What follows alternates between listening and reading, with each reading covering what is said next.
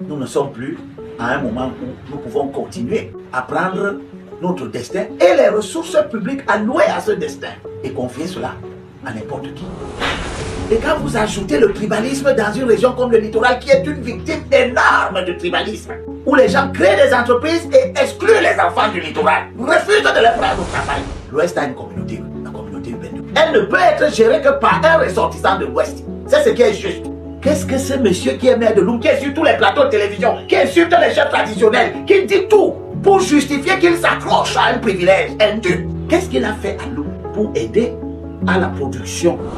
Merci de nous rejoindre sur la chaîne Kamer Today. N'oubliez pas de commenter, de liker et surtout de nous encourager en vous abonnant à la chaîne. C'est gratuit et ça fait plaisir. La vidéo que je vous propose aujourd'hui est celle d'Elim Bilobé, dans laquelle il appelle les populations autochtones de la région du littoral à s'inscrire massivement sur des listes électorales en vue des prochaines élections législatives et municipales. Elim Bilobé explique à ces populations autochtones de la région du littoral qu'ils ont longtemps laissé le destin entre les mains des peuples allogènes et qu'aujourd'hui il est grand temps. Il est grand temps pour eux de reprendre le contrôle de leur avenir. La décentralisation a fait des merveilles, leur dit-il, et offre désormais aux communes et aux régions une mainmise extraordinaire sur l'éducation, le développement économique et l'agriculture et l'emploi. Pour convaincre ces populations autochtones, Elim Bilobé avance un argument factuel. Le bilan mitigé de nombreux maires qui, au lieu d'investir dans les écoles, le développement économique et local, le soutien aux jeunes entrepreneurs, se sont plutôt contentés des distributions ponctuelles de quelques fournitures et des stages accordés aux jeunes triés dans le volet. Le cœur de son argumentation s'appuie sur une vision fortement identitaire et tribale de la vie politique de la nation. Le problème, selon lui, est que les responsables politiques du littoral sont majoritairement des allogènes. Ils préfèrent distribuer des cadeaux ci et là, mais réinvestir le trop-plein dans leur région d'origine. Pour convaincre davantage ces populations autochtones, Elim Bilobé sort le grand jeu.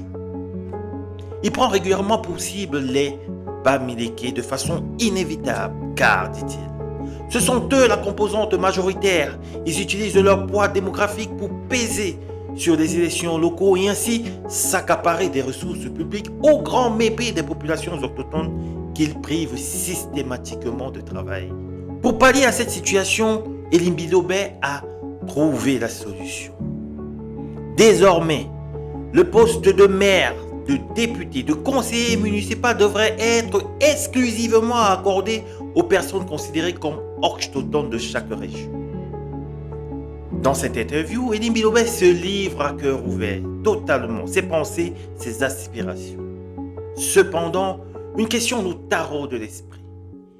Elim Bilobé serait-il vraiment le défenseur des peuples du littoral? Ou alors un opportuniste politique qui exploite la fragilité des minorités autochtones pour réaliser ses ambitions, c'est-à-dire être maire à la place du maire? Écoutez cette vidéo jusqu'à la fin, vous ferez vous-même votre opinion de la chose et surtout n'oubliez pas de commenter, de liker et de vous abonner, ça nous fait plaisir. Nous ne sommes plus à un moment où nous pouvons continuer à prendre notre destin et les ressources publiques allouées à ce destin et confier cela à n'importe qui. J'exhorte donc une fois de plus, au moment où nous sommes à 50 jours de la clôture des inscriptions sur les listes électorales, les enfants de notre région, la région du à se lever chacun, à se donner cette peine. Vous n'aurez pas raison devant l'histoire d'être indifférent à l'avenir de notre région, qui est votre avenir, qui est l'avenir des enfants que vous mettez au monde, que vous aimez, que vous chérissez, pour lesquels vous donnez presque tout. Le choix des maires, les conseillers municipaux, ceux qui seront aux commandes pour faire en sorte que les missions confiées aux collectivités territoriales deviennent des réalités palpables. Ce choix, vous ne pouvez pas continuer à le considérer comme quelque chose de dérisoire. Vous devez donc vous sentir concerné. la commune d'aujourd'hui et de demain ne ressemble plus en rien à l'ancienne commune, qui pour beaucoup était une sinécure, un endroit où on venait à se faire de l'argent. Jusqu'aujourd'hui, beaucoup de maires continuent à considérer la commune comme un endroit de tout repos où on va se faire de l'argent pour régler ces petits problèmes. Pour ça que vous avez des communes où en 10 ans, 15 ans, le maire et tous ceux qui l'ont accompagné n'ont pas construit une seule école. Une seule. Dans toute la grande ville de Douala. L'histoire nous apprend qu'un seul maire d'Haut-Prison a compris cette mission fondamentale. Il avait construit 5 écoles maternelles. Toutes les autres communes ne construisent rien en matière d'éducation maternelle. Vous voyez tous ces maires qui se baladent devant vous sur les plateaux de télévision. Personne ne vient vous dire que cette année, j'ai construit cette école maternelle dans tel quartier. J'ai construit telle école primaire. Aucune commune, ici à Douala, dans le Mungo, dans la Sanaga maritime, dans le Cap, personne, Dieu seul sait que aucune commune ne parvient à construire une école primaire de la Sile jusqu'au Koumouen. On ne sait pas qu'est-ce qu'ils font. Et pourtant, c'est à elle que l'État a confié cette lourde responsabilité fondamentale pour le devenir de nos hommes. Le facteur humain est donc la qualité des hommes à qui nous confions ces responsabilités. Il n'y a pas que les maires, il y a aussi ceux qui sont dans le conseil régional, à qui le chef de l'État a confié les mêmes missions, mais en plus grand, à l'échelle de toute la région. Et nous continuons, nous qui avons la responsabilité d'élire ces gens, à faire comme si la solution de nos problèmes viendrait d'ailleurs. Elle ne viendra plus du gouvernement central, elle vient des collectivités territoriales. C'est pour cela qu'au moment où nous nous approchons des élections municipales et législatives, qui sont devenues des élections essentielles, vous vous amusez avec l'élection municipale, mais vous devez vous rendre compte qu'elle est devenue l'élection la plus fondamentale. C'est l'élection municipale qui détermine qui sera sénateur au Parlement. C'est l'élection municipale qui détermine qui sera conseiller régional pour gérer les affaires de la région. Vous vous rendez compte que la commune n'est pas un amusement. Ce n'est pas un endroit où les gens peuvent venir comme d'habitude, s'asseoir au conseil municipal. Le chef de l'État dit que le conseil municipal siège pendant 7 jours. Personne, dans aucun conseil municipal, la session n'a duré 2 jours. Les gens viennent, en 3, 4, 5 heures de temps, ils ont fini. Ils prétendent avoir parlé de l'économie, de l'éducation, de l'agriculture, du développement économique, de la voirie, de la culture, du sport, de la santé. En 2, 3 heures de temps, ils se battent pour être conseillers municipaux. Mais une fois qu'ils sont devenus conseillers municipaux, ils sont pressés de même pas s'occuper de nos affaires. Les conseils municipaux qui siègent là, à peine s'ils font une journée de travail, ils rentrent chez eux, ils reçoivent les indemnités de session qui intéressent tout le monde. Puis ils s'en vont. Et à vous de vous étonner que rien ne bouge dans nos vies, que la question du chômage, personne ne la prend en compte. Et quand vous ajoutez le tribalisme dans une région comme le littoral, qui est une victime énorme du tribalisme, où les gens créent des entreprises et excluent les enfants du littoral, refusent de les prendre au travail. Les gens quittent leur contrée lointaine, ils s'établissent au littoral en raison des avantages que le littoral offre dans les perspectives de développement. Mais ces gens qui s'installent au littoral sont les plus déterminés à discriminer les enfants du littoral. Ceux-là même qui offrent l'hospitalité, non seulement aux travailleurs venus des autres, mais à ceux qui détiennent ces camps. Cette souffrance qu'on inflige aux enfants du littoral doit nous amener à nous mobiliser, à comprendre que c'est nous-mêmes, les enfants du littoral, qui allons régler les problèmes du littoral. Personne d'autre ne les réglera à notre place. Tous les autres compatriotes viennent profiter des opportunités naturelles que le littoral offre, des opportunités historiques que le littoral offre. Nous devons donc comprendre que les élections sont des moments devenus essentiels. Nous ne pouvons pas nous permettre de continuer à être absents des processus électoraux. Nous ne pouvons pas laisser qu'au littoral, ceux qui viennent décider des processus électoraux, décider des problèmes de gouvernance locale, décider de la représentation du littoral, soit des gens qui ne sont pas des enfants du littoral, et que les enfants du littoral restent ailleurs, l'esprit ailleurs, tourné à autre chose dont on ne sait pas exactement quelle est cette chose. Je vous rappelle que notre région, que nous aimons, nous sommes des peuples sédentaires, attachés à notre terre. Nous n'avons pas développé au fil du temps la culture de la migration forcenée, quitter nos locaux, nos terroirs, pour aller convoiter ce qu'il y a chez les autres. Nous n'avons pas été créés comme cela. Nos prédécesseurs ne nous ont pas éduqués comme cela. Ils nous ont préparés à vivre au littoral, à nous occuper du développement du littoral.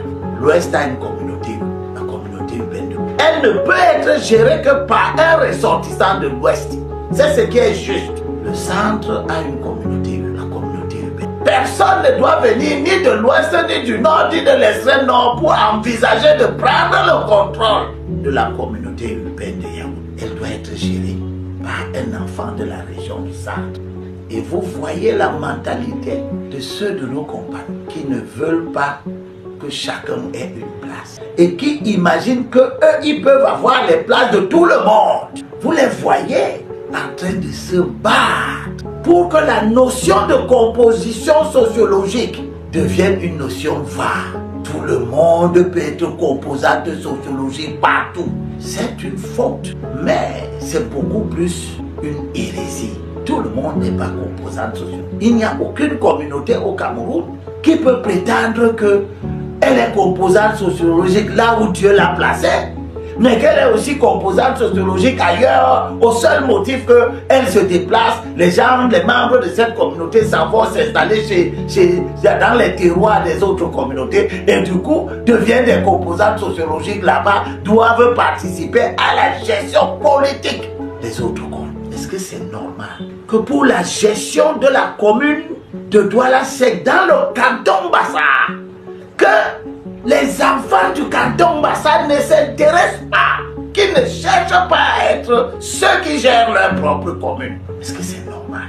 Regardez ce que l'enfant du canton Bakoko est en train de terminer, l'œuvre grandiose que le maire autochtone de la commune de Douala 3 va achever bien. Le bricolage que ses prédécesseurs, qui n'étaient pas des enfants du terroir, avaient fait. Un hôtel de ville quelconque, il a fallu attendre que Epoupa Bossambo arrive à la commune, l'enfant du terroir, pour prendre en œuvre la reconstruction de l'hôtel de ville du canton Japon. L'inauguration, si plaît à Dieu, va avoir lieu.